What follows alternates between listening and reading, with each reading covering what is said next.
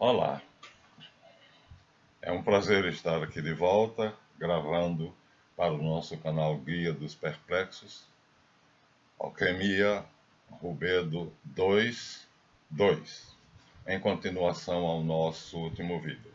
Creio que ficou bem explicado que nós, eu digo nós aqui usando a primeira pessoa do plural para mim, vamos utilizar a teoria científica do Intelligent Design, do projeto inteligente, que, segundo dados da ciência, aqui nós temos um emérito cientista, Dr. Michael Behe, A Caixa Preta de Darwin, onde ele diz que o darwinismo enganou a todos menos os bioquímicos e não vai continuar enganando por mais tempo. E que só enganou porque em 1950, quando fizeram a revisão do darwinismo, não havia ainda a bioquímica como ciência, mas havia um bioquímico como Jacques Monod, que fazendo seus estudos, como nós já dissemos, disse que ele foi obrigado a assumir o projeto dele, assumir a tese dele, a defesa de uma tese dele, né, que era provar que tudo no universo veio a existir por evolução, do Big Bang até hoje, mas no meio do caminho ele se deparou com uma coisa que nós lemos para vocês, não vamos reler, é a questão do postulado da objetividade, que obriga como um dogma todo cientista a não tentar provar que Deus existe, não fazer nenhuma pesquisa que possa encarar o mundo em questão de projeto, como criação ou projeto, é um postulado puro para sempre indemonstrável, porque é impossível provar que não há a não existência de um projeto, de uma finalidade perseguida na natureza. Mas vou ler para vocês hoje mais um pedacinho do Jacques Monod, uma das experiências que ele fez em laboratório que o convenceu da teoria do projeto inteligente como científica. É feito em laboratório. Qualquer químico pode fazer, não somente os bioquímicos. Tomemos 1 mililitro de água contendo alguns miligramas de um açúcar simples, como a glicose, e também sais minerais compreendendo os elementos essenciais que entram na composição dos constituintes químicos dos seres vivos, isto é, azoto, fósforo, enxofre e outros. Semeemos neste meio uma bactéria da espécie Escherichia coli. Eu tive, é uma verminose, é um monocelular. Por exemplo, 2 micra de tamanho, peso 5 vezes 10 elevado a 13, mais ou menos. No espaço de 36 horas, então Escherichia coli, aqui vai em lugar da ameba, vai em lugar da euglena e de qualquer outro monocelular que surgiu no Pantalassa, né? no mar quente do início, do nada. Quer dizer, do nada não, da matéria inexistente, da matéria inerte, embora a ciência provou que a teoria da geração espontânea não era uma teoria, era uma crendice. E foi demonstrado que não há geração espontânea. Omnium vivum ex vivo. Foi a declaração final do cientista que fez a experiência, a meu ver, se me lembro, Louis Pasteur. Então está lá colocado o monocelular dentro da água com açúcar e alguns ingredientes simples, sais minerais. No espaço de 36 horas, a solução conterá vários bilhões de bactérias. Ela se terá multiplicado enormemente, vários bilhões. Constataremos que mais ou menos 40% do açúcar foi convertido em constituintes celulares, ao passo que o resto foi oxidado em CO2 e H2O. Efetuando toda a experiência num calorímetro, podemos determinar o balanço termodinâmico da operação. Aqui ele já está falando em física ou química, e aí já está fora da minha alçada, mas dá para compreender o texto sem saber o que é o balanço termodinâmico da operação. Sei que é importante. E constatar que, como no caso da cristalização, a entropia do conjunto do sistema, bactérias mais meio, aumentou de um pouco mais que o mínimo prescrito pelo segundo princípio da termodinâmica. Assim, ao passo que a estrutura extremamente complexa que a célula bacteriana representa foi não apenas conservada, mas multiplicada vários bilhões de vezes em vários bilhões de outras células, a dívida termodinâmica que corresponde à operação foi devidamente regulada, foi equilibrada. Por quem? Então, havia aqui, nessa expressão em que ele chama o balanço termodinâmico da operação, havia aqui algo de científico que ele constatou que teria de haver uma dívida termodinâmica, que não houve.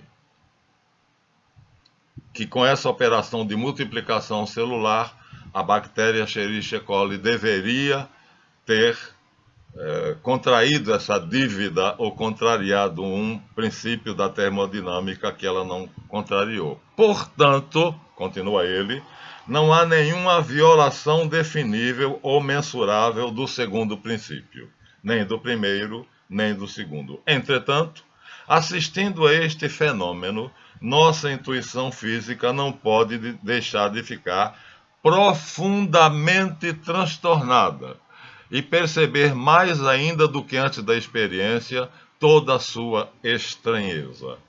Por quê? Porque vimos bem que este processo foi desviado, senão se perderia a energia, orientado numa direção exclusiva, a multiplicação das células. A bactéria, portanto, fez tudo que ela deveria fazer para não violar as duas leis, primeira e a segunda da termodinâmica. Muito pelo contrário, não violou as leis e não se contentaram em lhes obedecer. Elas as utilizaram, assim como teria feito um competente engenheiro para consumar com o máximo de eficácia o projeto, para realizar, como diz F. Jacob, o sonho de toda célula, tornar-se duas células. Como um bom engenheiro, como um competente engenheiro, a célula, um organismo monocelular que não tem inteligência, ela controlou a primeira e a segunda leis da termodinâmica, orientadas de tal maneira que não apenas as violou, porque esse processo foi desviado, mas numa direção exclusiva, que beneficiasse a multiplicação das células. Não só não violou a lei da termodinâmica, mas, pelo contrário, fizeram elas lhe obedecer. Os monocelulares as utilizaram, assim como faria um competente engenheiro, para consumar com o máximo de eficácia o seu projeto, para realizar o sonho de toda célula, que é tornar-se duas. Isso, um experimento de laboratório, mostrando que uma simples célula com uma inteligência minúscula, praticamente nada, ela conseguiu fazer uma operação, porque se ela se alimentasse, ela se alimenta do hospedeiro, a comida que ia para a minha barriga, Escherichia coli se alimentava. Mas ela tem que dosar a quantidade de alimento que ela vai consumir, porque se ela consumir muito, porque ela se multiplica, não é só uma, né? Eu tinha bilhões, e o remédio que o médico passou, que é a Anitta, né? Hoje acabou com todas elas. Mas esses bilhões de células, né? Pesam, medem e processam a quantidade do alimento que elas vão subtrair do hospedeiro, no caso era eu, de tal maneira que o que eu como seja suficiente para me manter vivo, porque morto o hospedeiro, ela será morta. Ela será morta, porque ela vive em função da minha vida. Então ela tem que tirar uma quantidade do meu alimento, deixando o suficiente. Olha que coisa de louco! Um monocelular, uma ameba, ou eu já tive também amebíase, ou qualquer coisa semelhante, uma euglena, seja lá o que for que tenha sido, mas ele diz: como um engenheiro competente, essa coisa que está aqui aumentada trilhões, quatrilhões de vezes, ela desviou o processo de perda calórica que a operação deveria causar, levando tudo para o processo de multiplicação celular que ela precisava fazer e se alimentar, e se alimentando fazer o processo de tal maneira que não violou nem o primeiro nem o segundo princípio de termodinâmica, mas os utilizou à sua vontade para que ela pudesse fazer aquilo que ela queria, se alimentar e se multiplicar. Isto convenceu ele de que há um projeto inteligente, mesmo num ser minúsculo, cuja inteligência é uma melequinha, uma coisa que não pode ser medida praticamente, não é como o nosso cérebro humano, mas ela, a afirmação é dele, como um engenheiro competente, soube que haveria uma perda de calor, uma perda termodinâmica, porque ali há leis que regem o processo de transformação do açúcar, da glicose e dos outros aminoácidos em alimento para ela e se multiplicar, e ela usou essas leis. Usou! Ele ficou tão admirado que a descrição dele chega a ser patética para um cientista. Ele diz: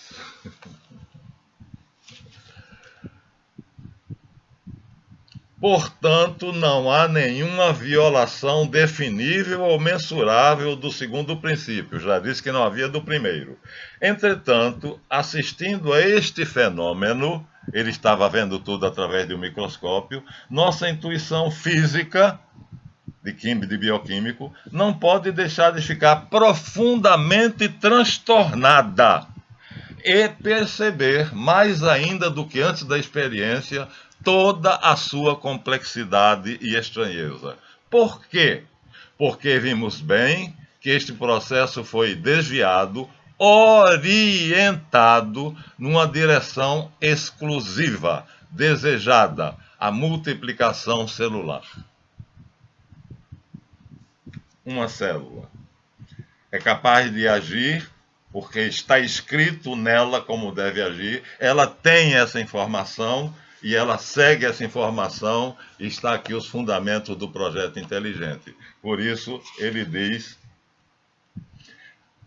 o postulado da objetividade é um dogma substancial à ciência. Há 3 séculos guia todo o seu prodigioso desenvolvimento.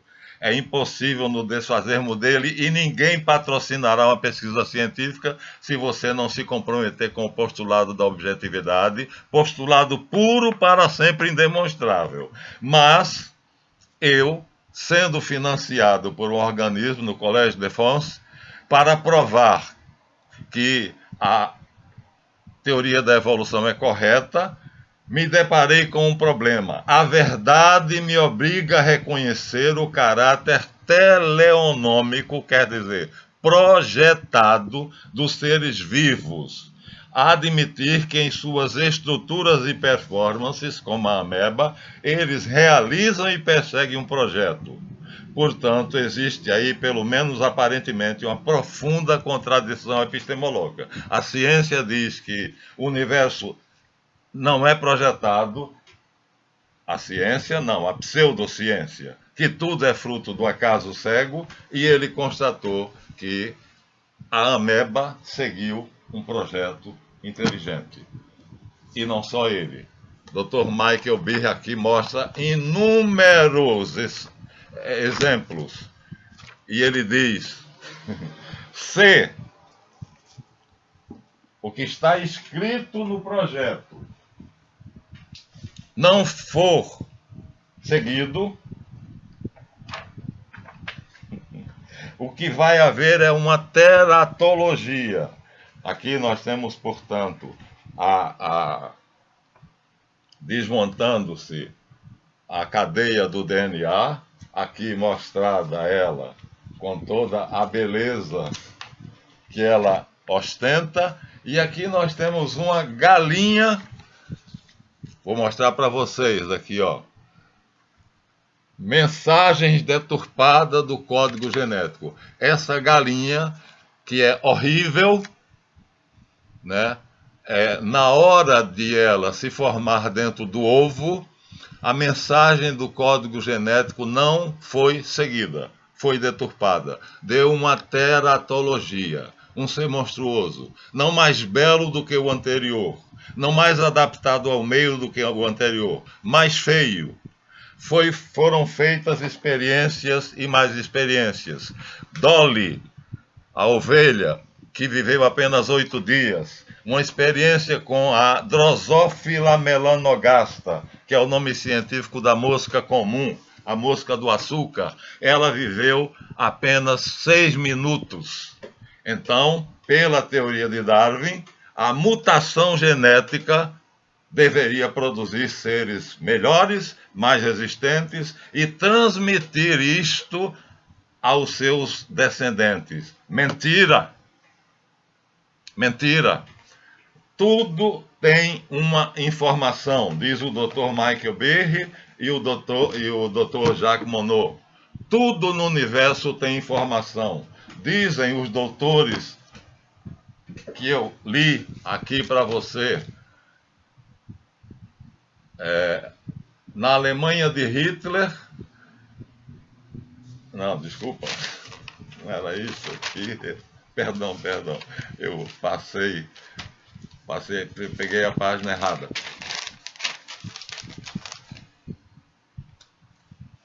Em 1961, Hoflandauer disse que a informação do universo é quantificável. E se informação é massa, Robson descobriu a quinta forma de matéria do universo. Por quê? Porque foi concluído por John Akbart William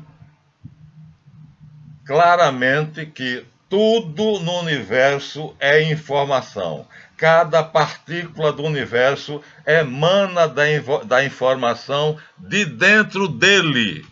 Ou seja, estão procurando o átomo e nunca vão encontrar, porque o interior da matéria é informação. Informação? Sim, esse artigo foi publicado, muito maior, porque eu peguei o vídeo e tomei algumas notas, na revista científica Advancer.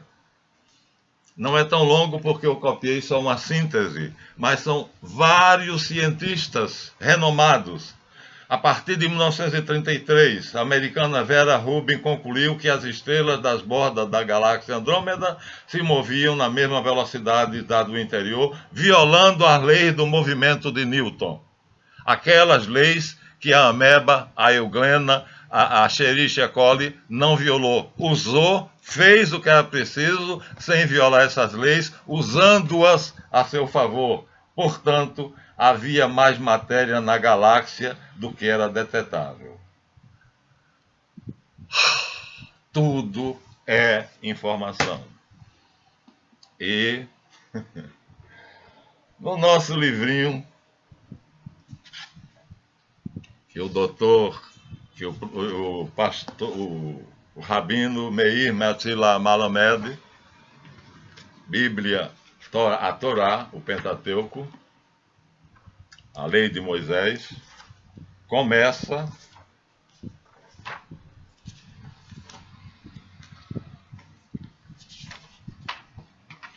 Sefer Bereshit, dizendo: Bereshit bara Elohim et ha-shamayim vet ha'eretz. Tradução: no, dentro de, Reshit, a mente eterna, Deus criou os céus e a terra. Essa é a tradução correta. Não é no princípio, no começo do tempo. Aqui não está implícito espaço e tempo que ainda não existia. Como dizem os partidários do Big Bang, né? No momento do evento, não, como é que é lá o nome que eles dão? A singularidade, não havia espaço nem tempo, porque não havia ainda universo, não havia sido criado. Então aqui, no princípio, não é no início de tudo. Ele explica aqui.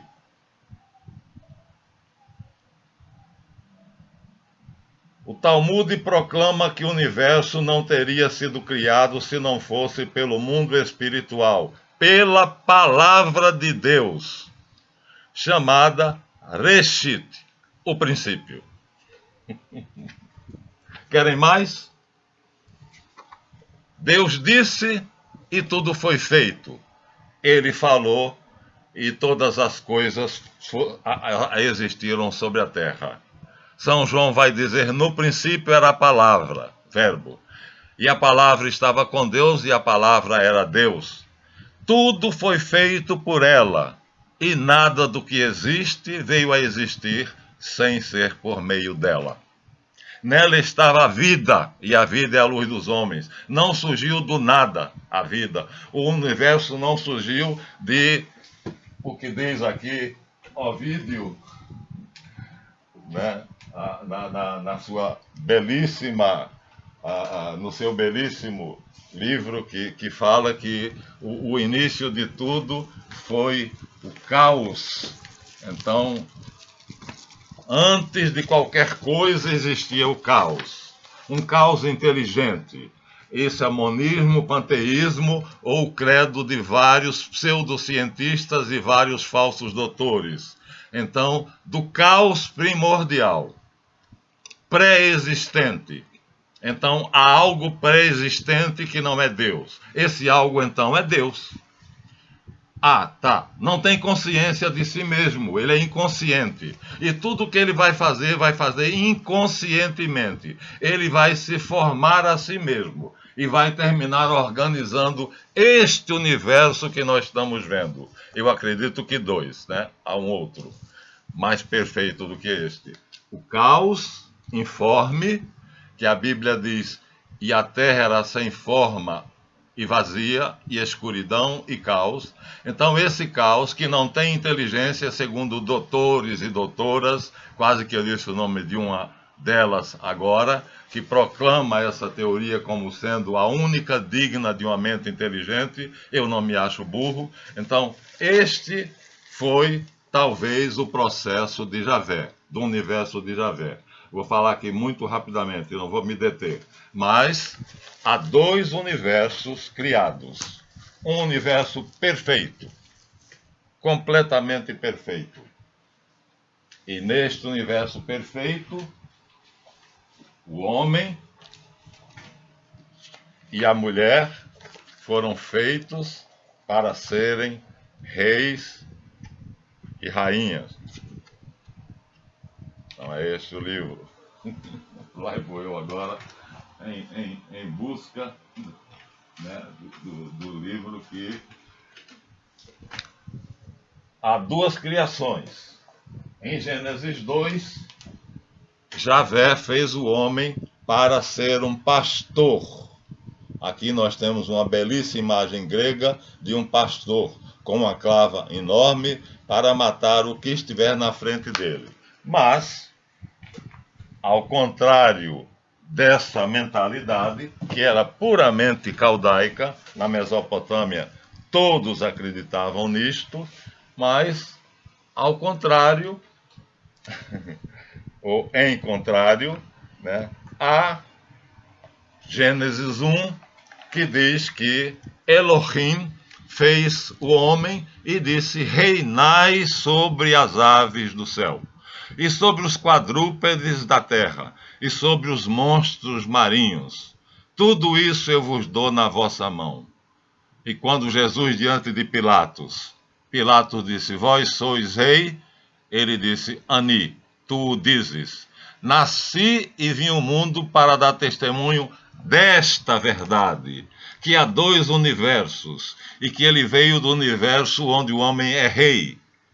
Dominai, reinai, e não veio do universo onde o homem, como nós, aqui somos apenas pastores, com a nossa clava ou com qualquer que seja, mas de qualquer forma, seres que estão privados da sua capacidade maior e que vivem, como eu mostrei em Laocoonte, né, ao sabor das desgraças e dos dissabores que acontecem na vida.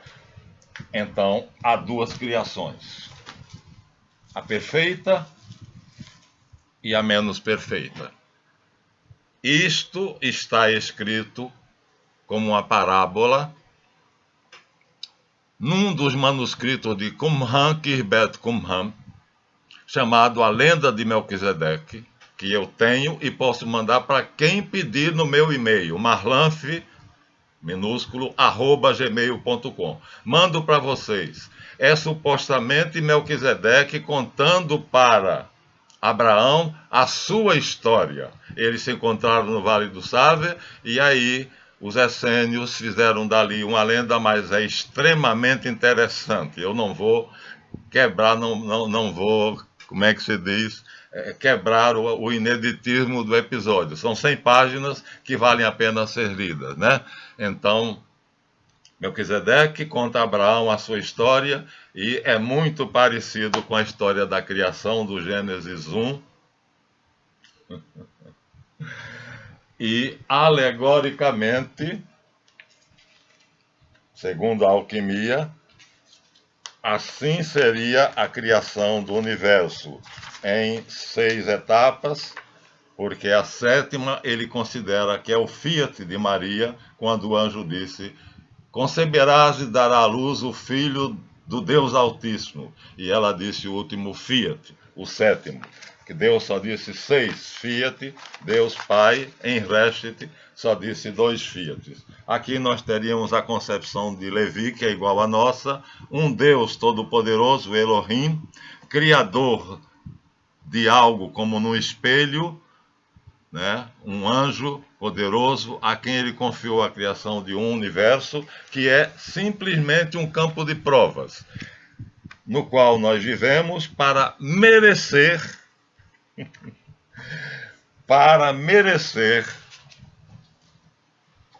chegar ao universo de Elohim.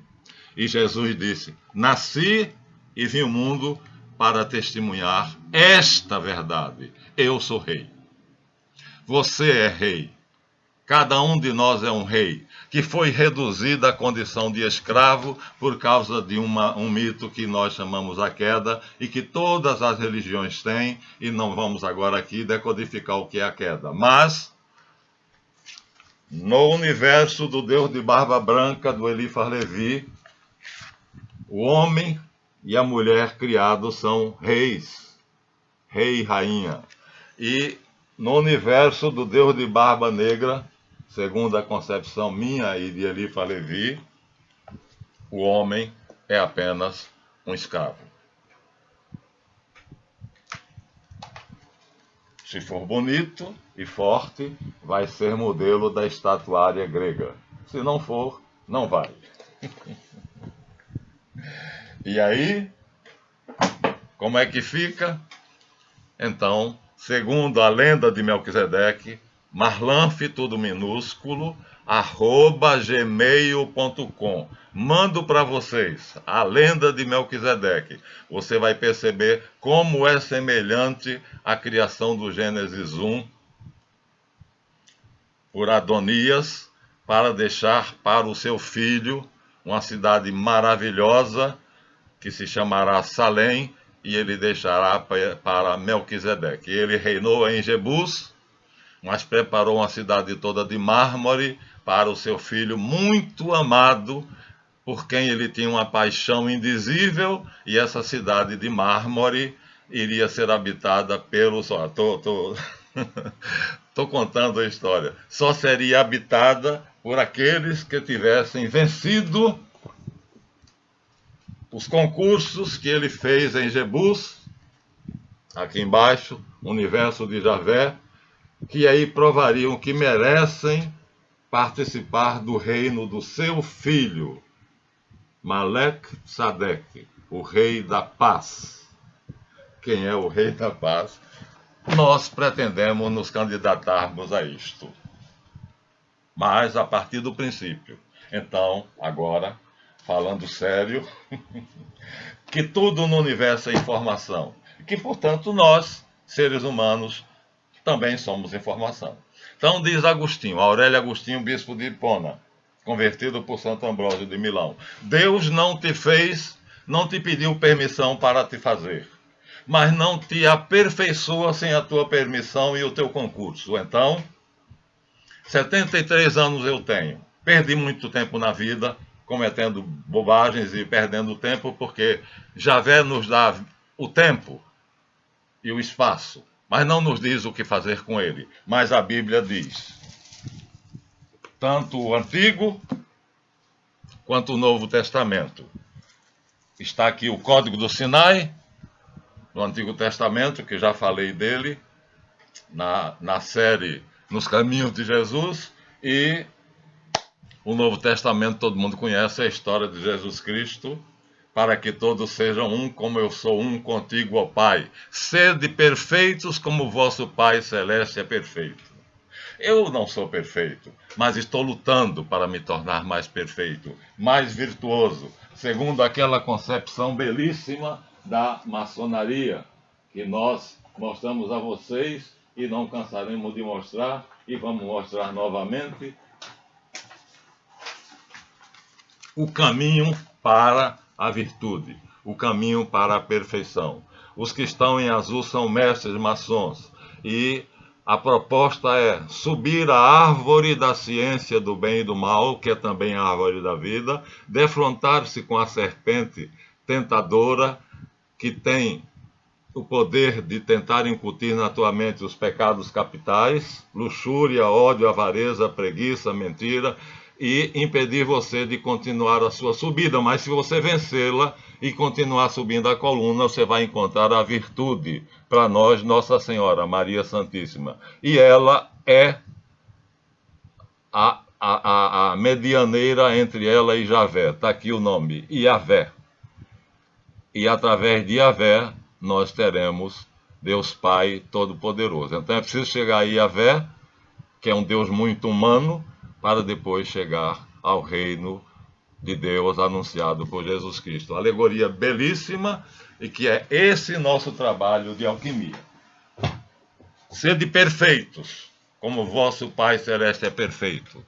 Ele não diria isso se não fosse possível. Sois reis? Se eis ou basileis? Perguntou Pilatos a ele. E ele disse, basileis em mim. Sim, eu sou rei. Nasci e vim ao mundo para dar testemunho desta verdade. E quem for pela verdade, ouve a minha voz. Quem acreditar em mim e seguir minhas palavras, fará as coisas que eu faço e até maiores. Porque cada um de nós é divino.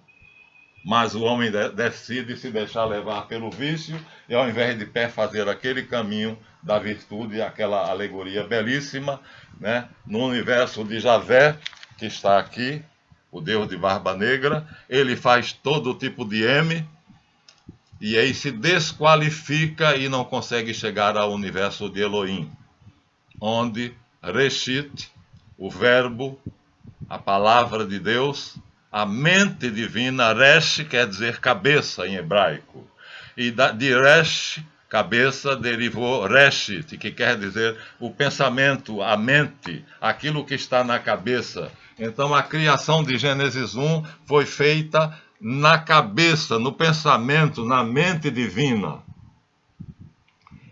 E Gênesis 2 também, mas são dois universos diferentes.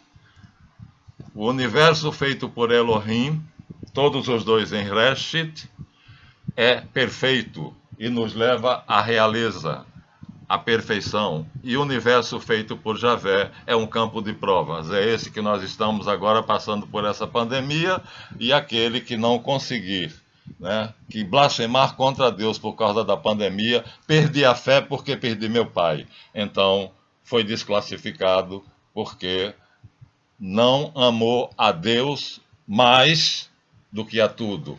Aquele que não amar seu pai e a sua mãe, aquele que amar seu pai e sua mãe mais do que a mim, não é digno de mim.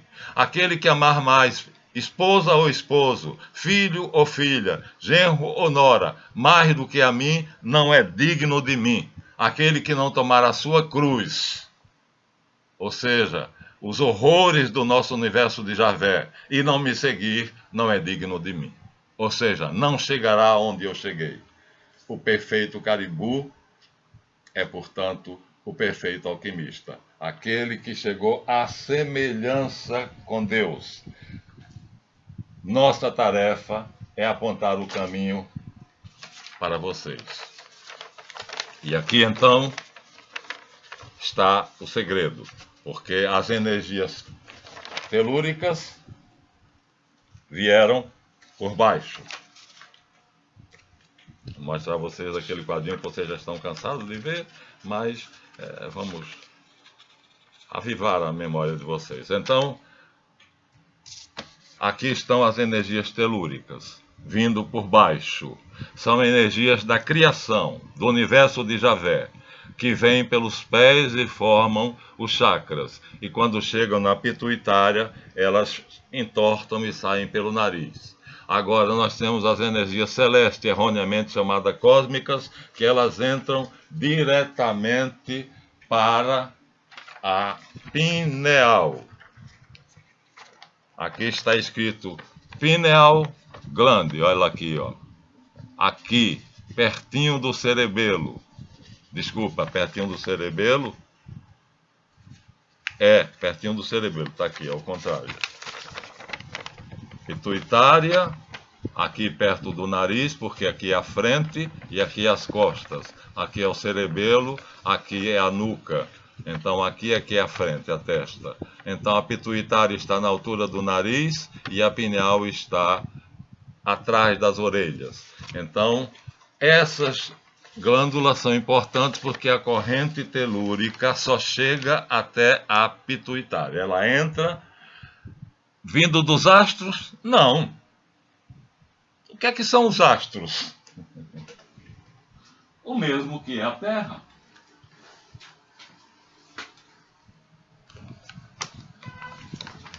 Aquele que fez as galáxias e os sistemas, fez a Terra. E tudo é do mesmo pó, e tudo é do mesmo barro, e tudo é da mesma matéria, eretz, em hebraico. Então, o que chega até nós, pela cabeça, não vem do universo criado. Não vem da matéria. O que vem da matéria chega através dos nossos pés, e sobe pelos nossos pés e forma os nossos chakras e depois sai pelas narinas. O que entra pelo chakra coronário, onde vocês têm um redemoinho na cabeça e onde eu fiquei careca, ele entra por aqui e ele vem direto para a pineal. Olha aqui, ó. Pineal gland. E da pineal, a energia é irradiada para o tronco encefálico. Eu vi o processo. 4 centímetros acima da minha cabeça eu tenho o meu duplo etérico. O duplo etérico é uma cópia energética do corpo físico. Aqui no lugar desse meu dedo eu tenho outra glândula pineal e um cérebro energético igual a este. Lá em cima, no cérebro da pineal, do lado da pineal, junto com a pineal, há uma irradiação que sai como se fosse uma mola rodando e entra na minha cabeça e chega na minha pineal. Não é visível, é de matéria etérica. E ali ela produz algo como quando você pega uma pedrinha e joga numa bacia d'água. Ela cria uma onda que se expande. E essa onda que se expande vai em todos os hemisférios cerebrais, em todos os lobos, e aí alimenta o nosso pensamento com o verbo, o pensamento de Deus, a palavra de Deus, o pensamento pensante, formando em nós o pensamento pensado. Mas não fica aí. Daqui ela passa para o tronco encefálico. E no tronco encefálico ela dita as ordens às quais ele obedece. O tronco encefálico, o terceiro cérebro, o cérebro que tem 80% de força mental, ele é capaz de nos fazer andar sobre as águas, levitar, trazer uma maçã à minha mão, se eu quiser, ou um copo d'água vir andando, vir voando. Ele tem capacidades extraordinárias. Era ele que Jesus Cristo usava. E ele disse: vocês podem.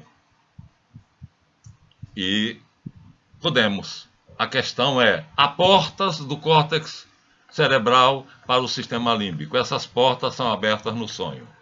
Quando você sonha, eu me lembro do sonho de ontem de noite, do anteontem e de transanteontem. Eu me lembro, porque a primeira coisa que eu faço de manhã é me lembrar do sonho. Então, o sonho vai ser a mensagem do sistema límbico subconsciente para o córtex cerebral. Mas essa mensagem é ditada no que o sistema límbico, que tem uma inteligência, uma vontade, uma memória e uma sensibilidade, do mesmo jeito que o córtex cerebral tem uma inteligência, uma vontade, uma memória e uma sensibilidade, do mesmo jeito que o tronco encefálico tem uma inteligência, uma vontade, uma memória e uma sensibilidade. Então, o sistema límbico decodifica os sinais que o tronco encefálico passa para ele. Esses sinais vêm de um lugar que os russos cientistas, PhDs, chamaram a fonte cósmica da informação, e que na teosofia Helena Petrovna Blavatsky chama de registros acásicos. E usem o nome que quiserem, eu direi que é do verbo.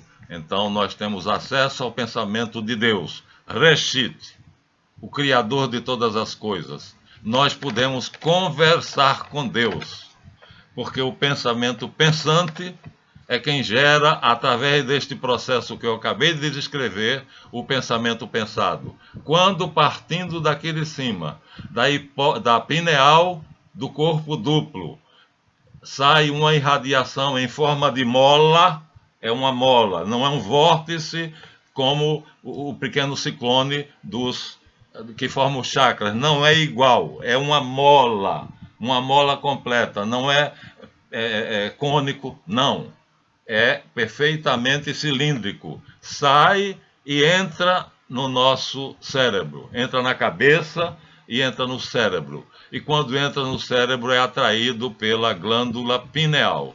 E quando ela chega na glândula pineal, ela provoca, no meio que aqui está, no espaço e tempo que aqui está, ela provoca ondulações, como quando você joga uma pedrinha dentro de uma bacia de água. A pedrinha produz ondulações.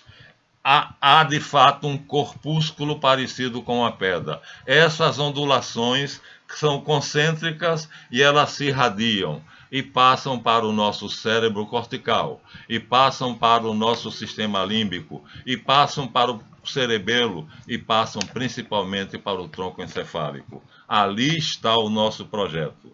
Ali está todo o conhecimento possível, porque é a memória de Deus. É o Ain da Cabala.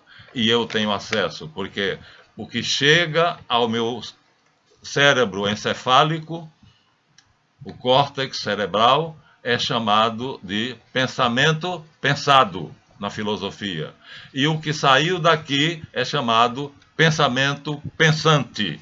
É o verbo, é o pensamento de Deus, é Reshit, a palavra de Deus. Por isso, eu posso ter ideias geniais. Por isso, Einstein descobriu a relatividade. Thomas Alva Edison concebeu mais de 1.200 invenções.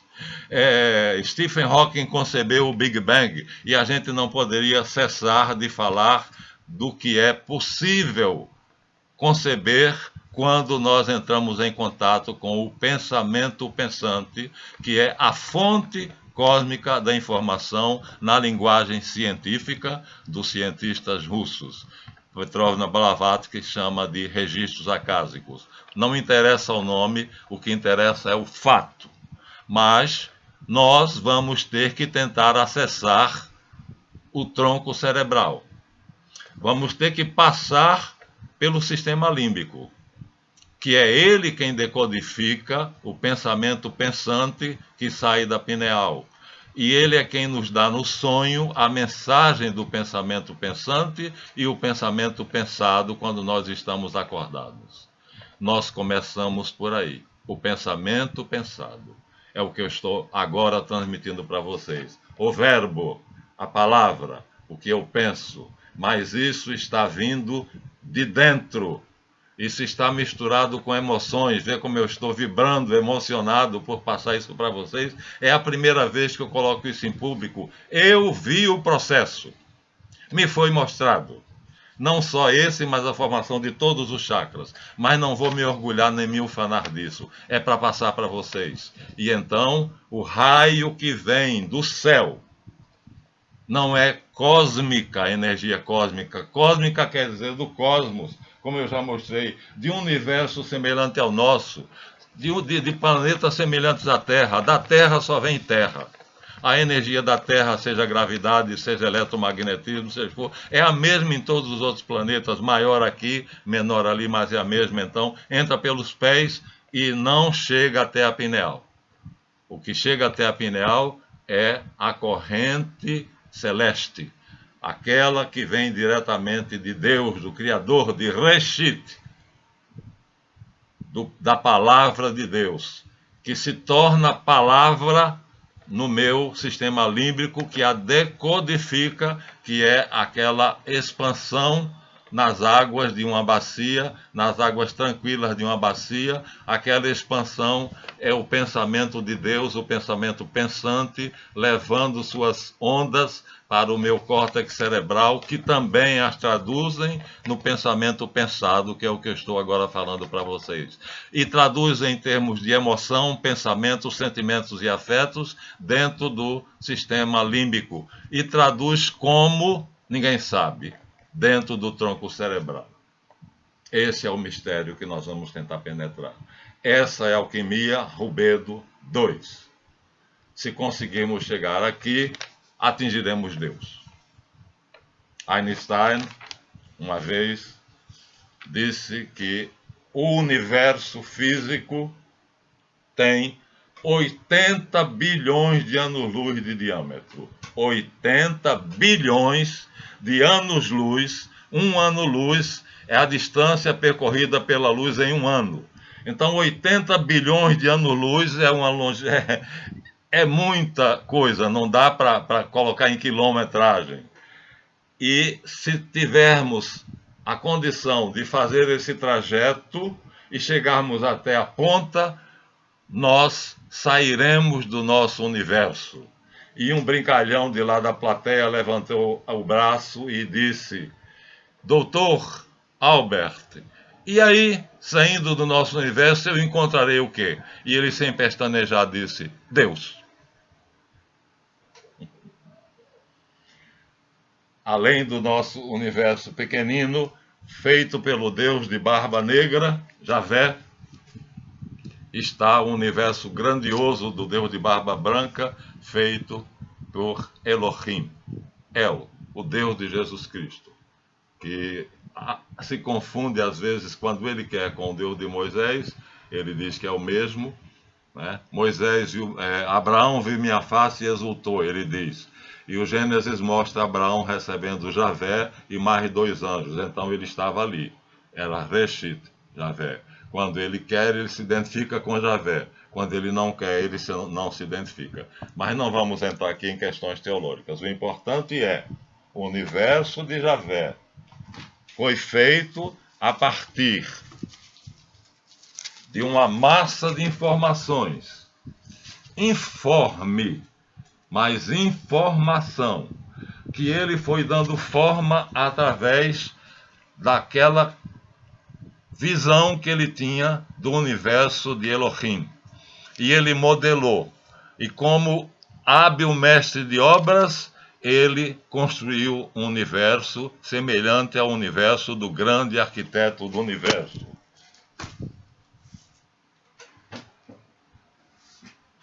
E quem é o grande arquiteto do universo? Jesus Cristo. Aí está ele fazendo os 2 mundos. O mundo de Elohim e o mundo de Javé. Ele é o autor de ambos. Quem é ele? Reshit, em hebraico. A mente de Deus. A inteligência, a sabedoria de Deus. A ação de Deus. Então, ficamos por aqui. Vamos dar uma pausa para vocês processarem esse conhecimento e vamos continuar. Esse será chamado Rubedo 2.2. O anterior foi Rubedo 2.1. E passei para vocês um dos meus segredos invioláveis, a formação da glândula chamada portal de Brahma, Brahmarandra, ou coronário, chakra coronário, coroa. Por isso os padres raspavam a cabeça aqui. Por isso os bispos botam uma coberturazinha aqui. Por isso o judeu bota o kippá aqui. A do bispo esqueci agora como é que se chama, mas bota aqui. Então, porque essa região é a região de entrada dos raios celestes, da informação vinda diretamente do pensamento pensante para fazer em nós o pensamento pensado, para nos dar o conhecimento verdadeiro. Conhecereis a verdade e a verdade vos libertará. Eu tenho várias ovelhas que não são desse aprisco, disse ele na Palestina, distantes daqui. Elas também virão para esse aprisco, porque elas ouvirão a minha voz, e as minhas ovelhas reconhecem a minha voz, e eu as conheço a cada uma e as chamo pelo nome. Tomara que entre essas ovelhas esteja o professor Marlon. Muito obrigado. Até a próxima.